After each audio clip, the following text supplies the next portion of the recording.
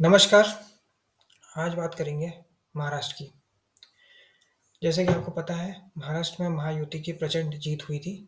132 सीटें भाजपा ने जीती थी, 57 सीटें शिवसेना ने जीती थी। लेकिन आज तक मुख्यमंत्री कौन होगा, ये तय नहीं हो पाया है। एकनाथ शिंदे ने त्यागपत्र दे दिया है, रिज़ाइन कर दिया है, लेकिन फिर भी ये तय नहीं हो पाया है कि देवेंद्र फडणवीस ही सीएम होंगे या नहीं। शपथ की डेट ज़रूर आ गई है, लेकिन आज भी ये द्वंद्व चल रहा है। एकनाथ शिंदे ने पब्लिक से बात करते हुए कहा है कि जनता यही चाहती है कि मुख्यमंत्री शिंदे ही हो। अब एकनाथ शिंदे को ही अगर बनना था तो उन्होंने रिज़ाइन क्यों किया? मतलब अंदर ही अंदर कुछ ना कुछ गलत चल रहा है। जैसे कि मैं अपने प्रीवियस वीडियो में बता चुका हूँ कि कोई भी व्यक्ति सरपंच का पद भी किसी के लिए नहीं छोड़ेगा। राजनीति जो है वो एनजीओ की तरह या समाज सेवा की तरह नहीं चलती। हालांकि लोग बोलते वही है कि हम समाज सेवा करने आए हैं, जन सेवा करने आए हैं, लेकिन लोग हमेशा कोई ना कोई एम्बिशन के साथ आते हैं, कोई महत्वाकांक्षा के साथ आते हैं। तो मुख्यमंत्री बनने की महत्वाकांक्षा रखने में कोई बुराई नहीं है। लेकिन ये सोचना कि 132 सीट का जो सीएम है वो बैठ जाए और आप सीएम बन जाओ क्योंकि आपकी आधी सीटें आई हैं, यह संभव नहीं है। पहले भी ये किया गया था, क्योंकि पहले आप उद्धव ठाकरे को उन्हें खत्म करना था। अब आपका यूज़ हो गया है, इसलिए आप जो है मुख्यमंत्री बन जाओ या फिर कोई और दूसरी मिनिस्ट्री ले लो। तो अलग-अलग खबरें आ रही हैं, कोई कह रहा है कि ये मिनिस्ट्री एकनाथ शिंदे को चाहिए, कोई कह रहा है कि वो मुख्यमंत्री ही बनना चाहते हैं। कई लोग ऐसा कह रहे हैं कि नीतीश कुमार जी में जैसा मॉडल फ़ॉलो किया गया है, वैसा ही फ़ॉलो किया जाए। तो वहाँ पर भाजपा की कोई लीडरशिप नहीं है और नीतीश कुमार के अलावा कोई विकल्प नहीं है। भाजपा ने तो अपनी लीडरशिप खरीद कर ही नहीं है। अगर इस पॉइंट पे नीतीश मॉडल यहाँ पे अपनाया जाता है, तो भाजपा की पूरी लीडरशिप यहाँ पे ख़त्म हो जाएगी और वैसा ही होगा जैसे बिहार में हुआ है कि भाजपा पूरी जो है एकनाथ शिंदे की पिछलग्गू बन जाएगी। हालाँकि अगर देवेंद्र फडणवीस को सीएम बनाया गया, तो हो सकता है वो तीसरी बार भी सीएम बन जाए और अगर वो तीसरी बार सीएम बने, तो 3 बार के मुख्यमंत्री बनाने के बाद प्रधानमंत्री मोदी जी भी बने थे, तो ये सवाल उठना चालू हो जाएगा। तो ये तो आप जानते ही हो कि इनसिक्योरिटी सबको होती है। इसलिए जैसे झारखंड में रघुवर दास को बनाया गया ताकि कोई बड़ी लीडरशिप नहीं उभर पाए। हरियाणा में मनोहर लाल खट्टर को सीएम बनाया ताकि कोई बड़ी लीडरशिप नहीं उभर पाए और आगे चल के कोई भी चुनौती नहीं बन पाए। दिल्ली में कोई बड़ी लीडरशिप खड़ी नहीं करने दी ताकि कोई बड़ी चुनौती नहीं हो पाए। इसलिए हो सकता है कि देवेंद्र फडणवीस को अगर सीएम बना दिया तो भविष्य में ये मोदी जी के लिए एक चुनौती हो सकते हैं। क्योंकि ये जो राजनीति करते हैं, ये वैसी राजनीति करते हैं जैसे शरद पवार 70 और 80 के दशक में किया करते थे। जैसे शरद पवार ने धनंजय मुंडे को एनसीपी में लेकर आए क्योंकि वो पंकजा मुंडे के भाई थे, वैसे ही सेम अजित पवार को एनसीपी से तोड़ा गया है। तो जैसा सामने वाला करता है वैसा ही देवेंद्र फडणवीस करते हैं। मैं भी कोई बहुत बड़ा प्रशंसक नहीं हूँ, लेकिन इनको चुनाव कैसे लड़ना है, कैसे सरकार बनानी है, इसका बहुत अच्छा सा आइडिया है। बाकी इनका कार्य कैसा भी रहे, सरकार इनसे सही से चले या न चले, लेकिन इनको ये पता है कि कैसे चुनाव लड़े जाते हैं और कैसे सरकारें बनाई जाती हैं। इसलिए जैसे भी करके ये सरकार बना ही लेंगे। अगर हार भी जाते तब भी बना लेते हैं। आप देखिए कितनी चतुराई से चुनाव को आगे बढ़ाया गया, लाडली बहना योजना को लाया गया ताकि 2-3 किश्त लड़कियों को पहुँच जाए या महिलाओं तक पहुँच जाए, ताकि उसका आधी आबादी तो आपके साथ हो ही जाएगी। बची आधी आबादी, उसको कोई ना कोई जुमला दे देंगे हिंदुत्व का या कोई दूसरा नया चूरण नेशनलिज्म का। और मिडिल क्लास जो है वो तो सोशल मीडिया देखती है, उसके बेसिस पे वोट डालती है। अब तो भुवनेश्वर की रैली में भी मोदी जी ने कह दिया है कि अपने परिवार पे फोकस करो। नहीं तो वो भी कहते थे 18 घंटे काम करो, 20 घंटे काम करो, 70 घंटे काम करो। अब तो वो भी मान रहे हैं कि अपनी फैमिली पे फोकस करना ज़रूरी है। ये मैंने पिछले वीडियो में आपको बताया है कि एकनाथ शिंदे इनके लिए एक बहुत बड़ी दिक्कत बन सकते हैं और आगे चल के वो बनेंगे ही। जैसा ये पब्लिक में कह रहे हैं, तो इनको लग रहा है कि मैं ही मुख्यमंत्री बनूँगा। चाहे मेरी सीटें भले ही कम हों, पहले भी मुझे मुख्यमंत्री बनाया गया था, इस बार भी मुझे ही मुख्यमंत्री बनाया जाना चाहिए। जैसा नीतीश मॉडल फ़ॉलो किया गया है, वैसा ही यहाँ पे फ़ॉलो होना चाहिए। और आगे चल के हो सकता है कि ये समर्थन वापस ले लें या कुछ लड़ाई झगड़े हों, ये वैसे ही उद्धव ठाकरे ही बनेंगे आगे चल के। उद्धव ठाकरे को पहले सीएम बनाया नहीं जा सकता था, नहीं तो रोज़ का रोज़ इनको गाली देते और रोज़ भाजपा खत्म ही हो जाती। इसलिए इन्होंने एकनाथ शिंदे को बनाया है।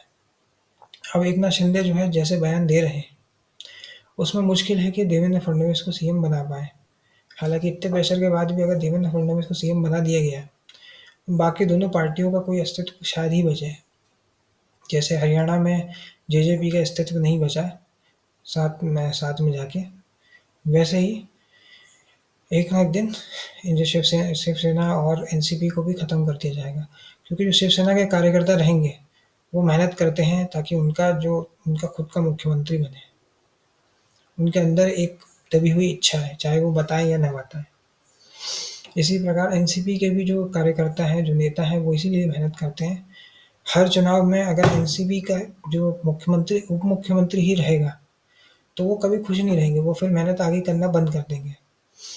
इसलिए उनकी छुपी हुई महत्वाकांक्षा है कि हमारा ही मुख्यमंत्री हो। अब अजीत पवार के पास तो ये ऑप्शन है नहीं और उनको समझ में भी आ गया कि अपना नाम आगे करने के बजाय देवेंद्र फडणवीस को ही सपोर्ट कर दी है।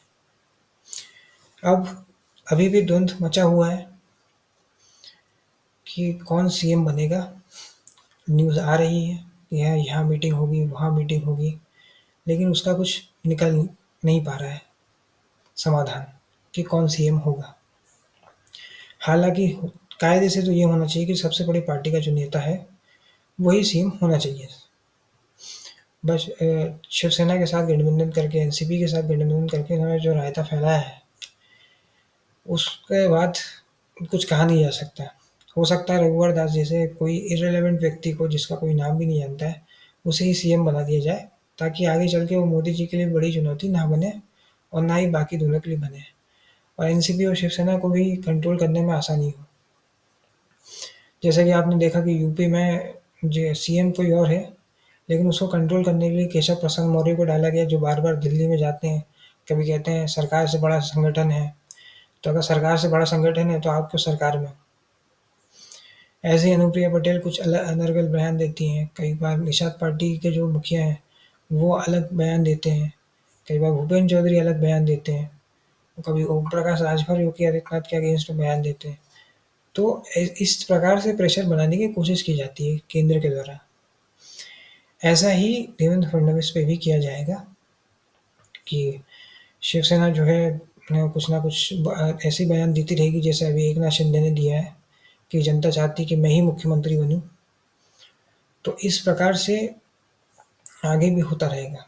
आप देखिए कि इन्हों भाजपा के लोगों ने ही नवाब मलिक पे कैसे-कैसे आरोप लगाए थे और भाजपा के साथ एनसीपी से ही वो चुनाव लड़े हैं और उनकी बेटी भी चुनाव लड़ी है। वो तो नवाब मलिक चुनाव हार गए हैं, लेकिन उनकी बेटी चुनाव लड़ के जीत चुकी है। तो आज नहीं तो कल हो सकता है वो भी मंत्री बन जाए। उनकी बेटी भी मंत्री बन जाएगी और हो सकता है उनको विधान परिषद से एडजस्ट करके उनको भी लेकर आ जाएँ। जो चाल, चरित्र, चेहरे वाली बातें करते हैं, वो किस तरह से पलटी मारते हैं आप देखिए। राजनीति में कोई विचारधारा नहीं होती है। जिस व्यक्ति ने होम मिनिस्टर रहते हुए बाला साहब ठाकरे को जेल भेजने की कोशिश करी थी, जिस व्यक्ति ने उनका वोटिंग राइट कैंसिल करने की कोशिश करी थी, वो महाविकास आघाड़ी में भी मंत्री था और आज भी मंत्री है, आज भी मंत्री बनेगा। ये इसमें भी महायुति की सरकार में भी मंत्री था, आगे चल के वो भी मंत्री बनेगा। तो लोग जो है चीज़ें 2 दिन में भूल जाते हैं, इसका फ़ायदा हमेशा राजनीतिक दल उठाते हैं। इसलिए कभी भी आँख बंद करके किसी को वोट मत डालिए, हमेशा प्रश्न करिए और एक बार भाजपा, एक बार कांग्रेस, एक बार इंडिपेंडेंट ऐसे चेंज करते रहिए।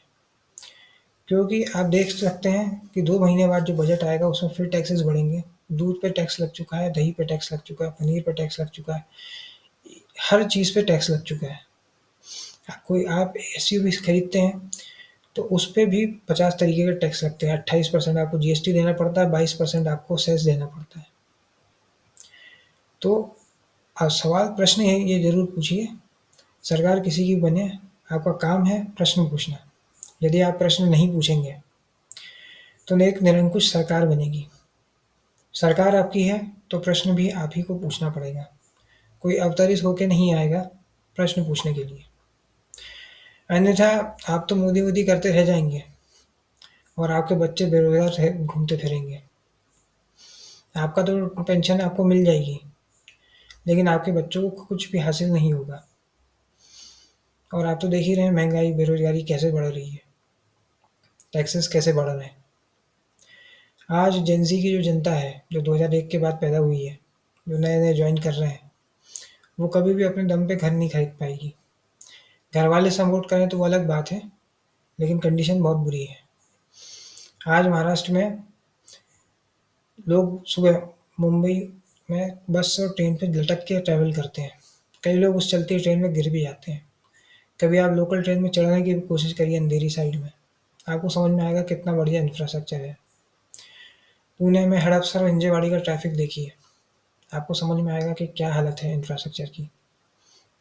जहाँ आपको 15 मिनट में जाना चाहिए था, वहाँ पे आधा-आधा घंटा, 1-1 घंटे का ट्रैफिक जाम लगता है। अटल सेतु पे क्रैक्स पे मैंने वीडियो बनाई है ही है। किसानों की जो है आत्महत्या हो रही है, वो भी कभी नहीं रुकी, किसी भी सरकार में रुकी नहीं है। तो इस प्रकार से चीज़ें हो रही हैं। कपास का किसान परेशान है, गन्ने का किसान परेशान है, किसी को अपना बकाया नहीं मिलता, किसी को एमएसपी नहीं मिलती, सबको अलग-अलग परेशानियाँ हैं। लॉ एंड ऑर्डर सिचुएशन में आपको मालूम ही है कि बदलापुर में क्या हुआ था।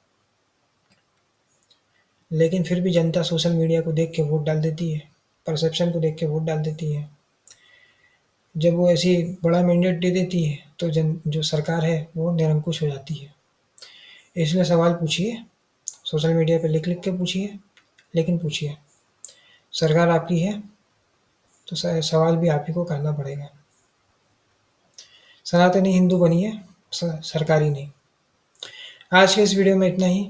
अगर ये वीडियो आपको पसंद आया तो वीडियो को लाइक करें, शेयर करें और चैनल को सब्सक्राइब करें। धन्यवाद।